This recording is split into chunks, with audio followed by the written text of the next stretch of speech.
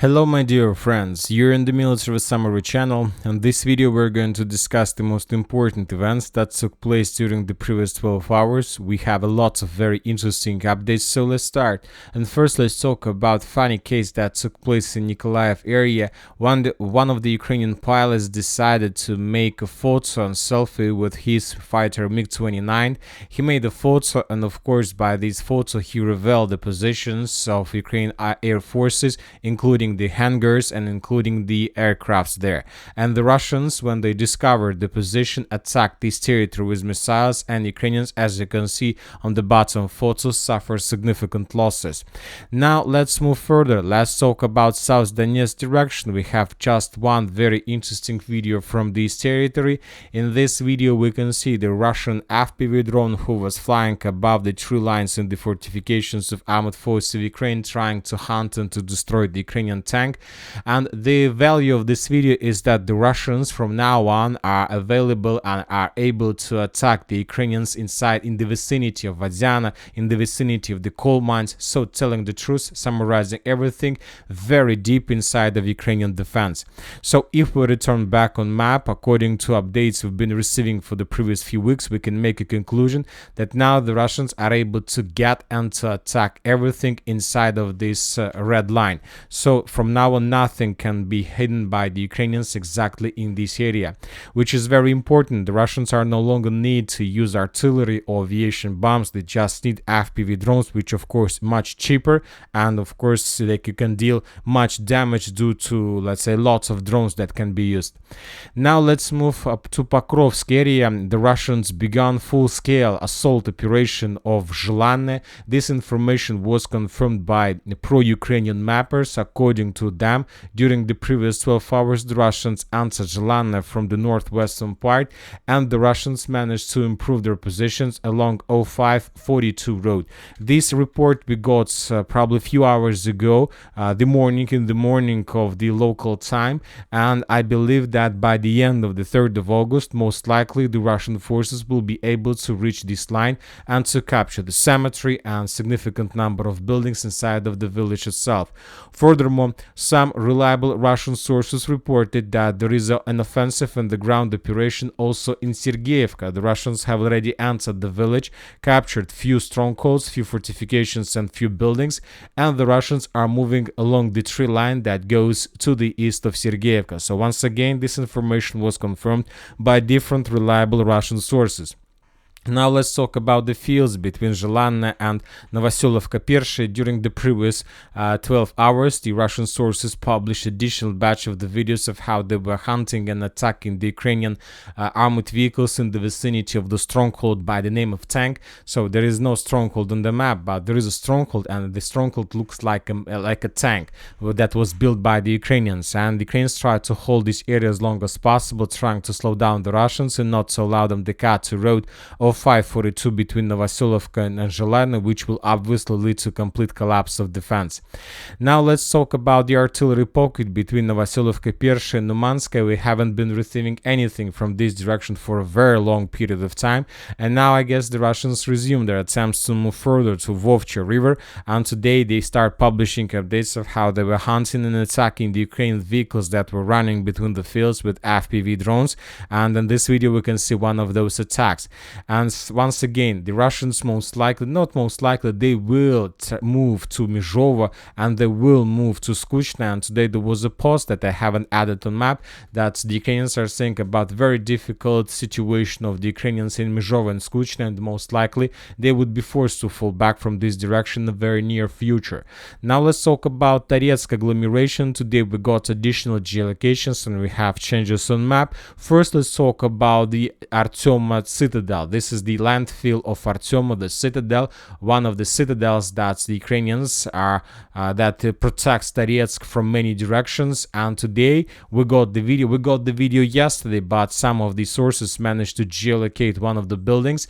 In these videos we can see a series of Russian attacks on Ukrainian positions all over the entire Zalizne, Toretsk, Zhelanne, Pivdenne, Pivnichne, and one of the buildings that was attacked by the Ukrainians was geolocated located exactly in this area. Based on this video and based on this attack, the most of the mappers have adjusted their maps, added additional territory under complete Russian control. And summarizing everything, we can make a conclusion that the Russians have already entered the territory of the citadel. They control just around 5% of this area, but of course they will continue improving their positions. Furthermore, we have additional changes on map according to different mappers. The neutral mappers are saying that the Russians captured the college. Pro-Ukrainian mappers are saying that the Russians managed to cross the Pioneer Avenue and to cross the railways and to enter Toretsk from the south. And the Russian sources published, the Ukrainian sources published the video of a series of attacks, and one of the episodes was geolocated also in this direction. So, summarizing everything, today officially on the 3rd of August, the Russians entered the city of Toretsk. This is a very big city, as you can see, and the Russians entered the most southeastern outskirts of this village, because this village, the streets belong to the city, and the Russians began moving further and further and further. And most likely during the next few days, they will of course improve their positions, and we will color additional territory under complete Russian control. Now let's move further. Let's discuss the situation in Chasiv Yar. Today, the Ukrainian sources published the video of how the Ukrainians were FPV droning the Russians inside of the central part of the Chasiv Yar. We have two geolocations. We have one video that has two geolocations, two episodes. As you can see in this video, 22nd Mechanized Brigade was FPV droning the Russian positions inside of the residential area of the central Chasiv Yar, which confirms complete control over this territory by the Russians. We have adjusted the map and we have added additional territory under complete Russian control.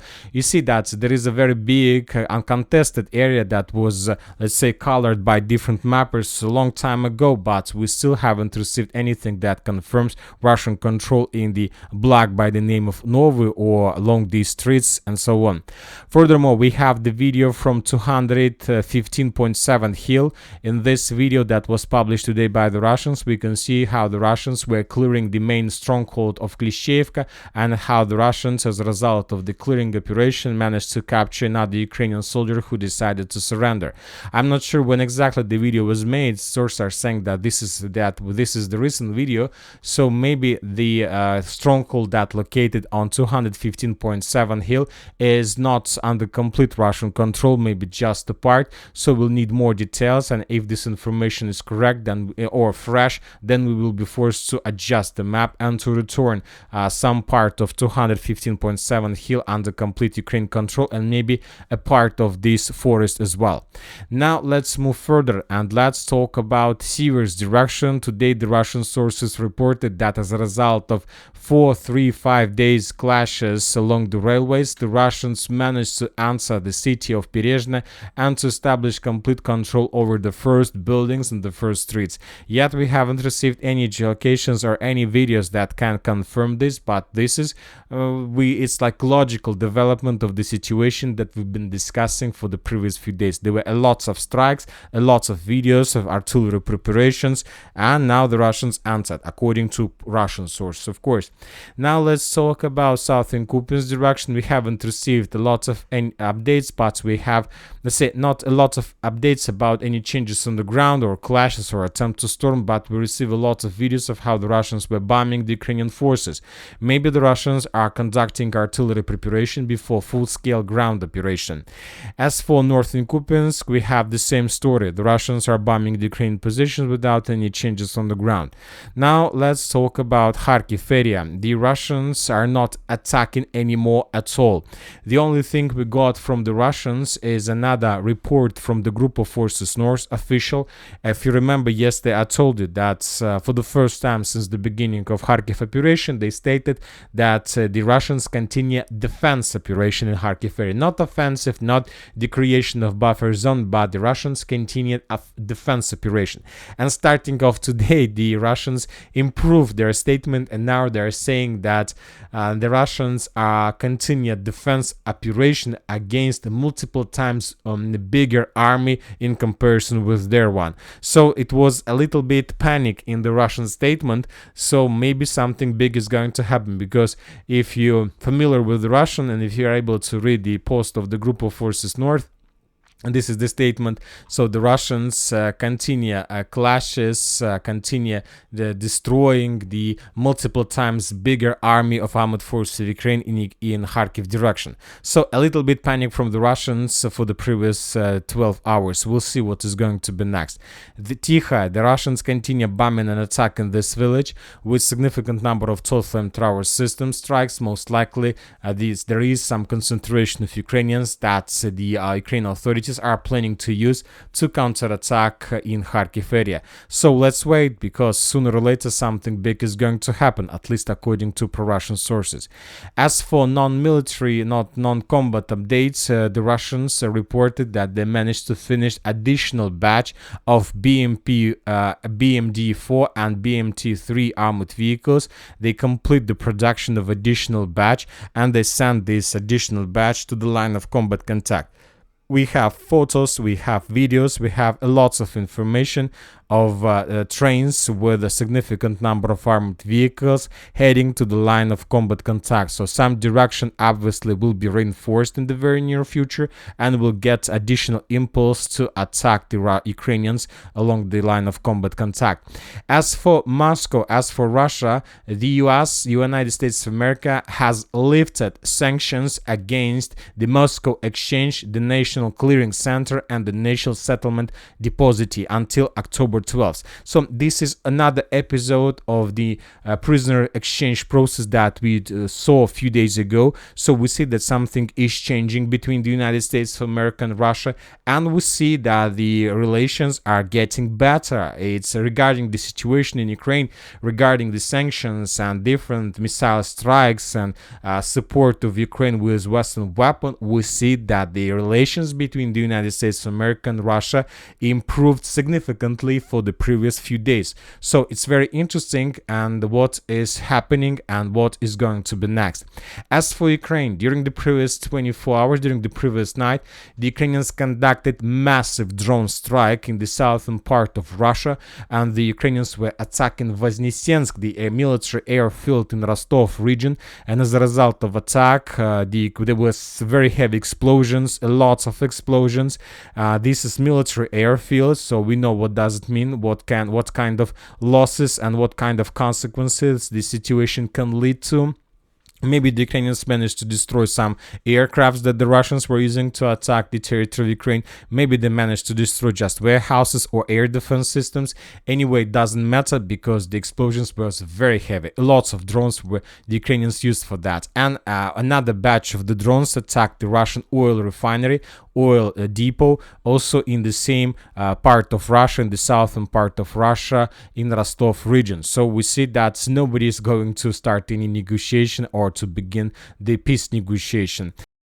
Now let's talk a little bit about the Middle East. We see that there is let's say the situation is getting worse, and let's discuss details and the things that we have by the morning of the 3rd of August. All the media in the region announced that Iran is preparing a massive attack on Israel, much bigger than the one in April. Also, the missiles could be fired from Yemen, Lebanon, Syria, and Iraq and Iran. Iran is moving large amounts of military equipment around the country. The Iranian's Ministry of Defense asked citizens not to take pictures of videos or of military equipment on the roads due to the sensitivity of the situation.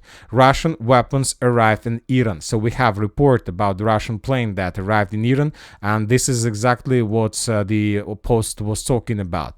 Furthermore, according to information we have, the Russian Galaxy airlines, which specialize in arms transport, has landed in Tehran today.